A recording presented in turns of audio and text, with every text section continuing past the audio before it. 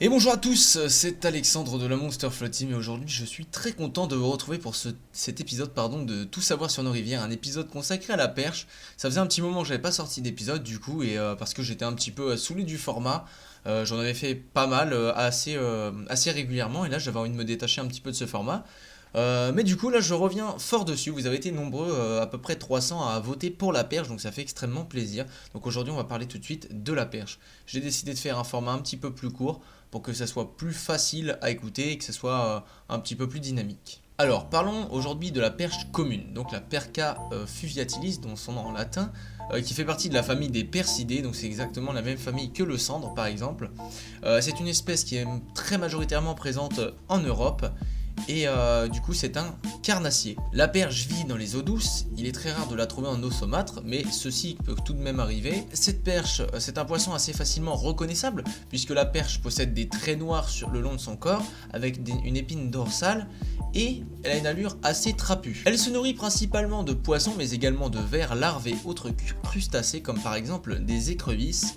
Il faut savoir que lors des premiers mois, voire même des premières années, la perche se nourrit quasiment exclusivement de zooplancton, de larves et de crustacés plus des insectes. Alors contrairement à ce qu'on peut croire, elle ne partage pas la même niche écologique que les autres carnassiers, mais partage principalement la niche écologique du gardon. Il y a en France une très grande population de perches, ce qui la place dans les poissons les plus représentés de nos rivières. Quelle est la taille de ce poisson? Eh bien la perche mesure en moyenne entre 20 et 30 cm à l'âge adulte, mais des spécimens peuvent atteindre les 40 voire 50 cm.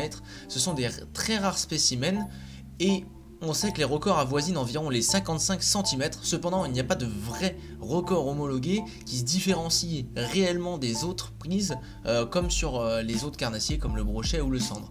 Là on est aux alentours des 50 cm et c'est déjà très bien. Dans quel type de rivière vit la perche? Eh bien la perche elle vit aussi bien en première qu'en deuxième catégorie dans nos rivières. C'est un poisson qui aime les eaux calmes mais qui aime également les zones assez oxygénées. On la retrouve aussi bien dans des rivières très peu profondes que dans de très grands lacs très profonds comme les lacs alpins notamment où elle est le plus représentée comme par exemple le lac Léman. Quelle est la période de reproduction de la perche?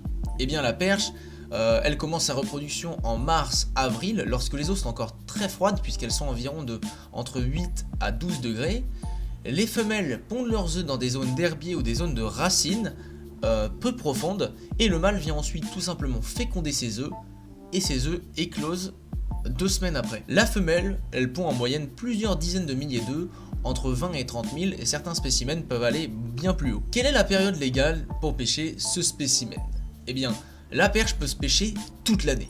Elle ne possède ni taille de capture, ni période de pêche. En effet, il est possible de pêcher cette dernière aussi bien au leurre ou au vif pendant l'ouverture du carnassier, mais également au ver de terre par exemple, lorsque le carnassier est fermé. Pour finir cette vidéo, je vais m'expliquer un petit peu sur la pêche du fireball. Vous l'avez probablement vu dans ma chaîne YouTube, j'ai déjà pratiqué la pêche du fireball, donc c'est-à-dire pêcher avec un vif, et ce vif en l'occurrence c'était une perche.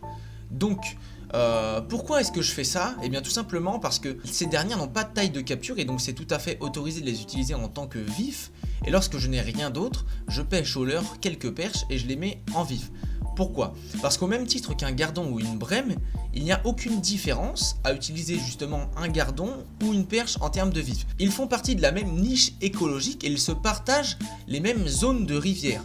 De plus, ce sont deux espèces qui sont énormément représentées, il y a énormément de perches, ce qui fait que les gens n'apprécient pas le fait qu'on utilise une perche en tant que vif, c'est tout simplement dû à sa prestance et à son titre de noblesse à tort. Parce qu'effectivement, on considère la perche comme un poisson noble à tort, puisque ce n'est pas un poisson qui partage les mêmes niches écologiques que les autres carnassiers, que eux sont beaucoup moins présents. La perche là, comme je l'ai dit déjà plusieurs fois dans la vidéo, partage la niche écologique d'un poisson blanc, et finalement est beaucoup plus représenté que ce que l'on peut croire dans nos rivières. Cependant, nous quand on pêche au leurre, on va prendre des perches qui sont un peu plus grosses, puisque tout simplement on va cibler les poissons qui ont déjà 2, 3, voire 4 ans. Il faut savoir qu'une perche qui a moins de 2 à 3 ans va manger quasiment que des larves et insectes. Et donc ces toutes petites perches qui sont présentes dans la rivière, on ne les voit quasiment pas. Mais en réalité, ils sont aussi présents un petit peu moins que les gardons. Et donc c'est pour ça que je me permets parfois d'utiliser des perches en tant que vif. J'espère que cette vidéo vous aura plu, que vous aurez compris pourquoi j'ai voulu me justifier à la fin, parce que c'est toujours intéressant de connaître le véritable pourquoi du comment. Et en tout cas, c'était Alexandre de la Monster Float Team. Merci à tous de m'avoir suivi. Ciao!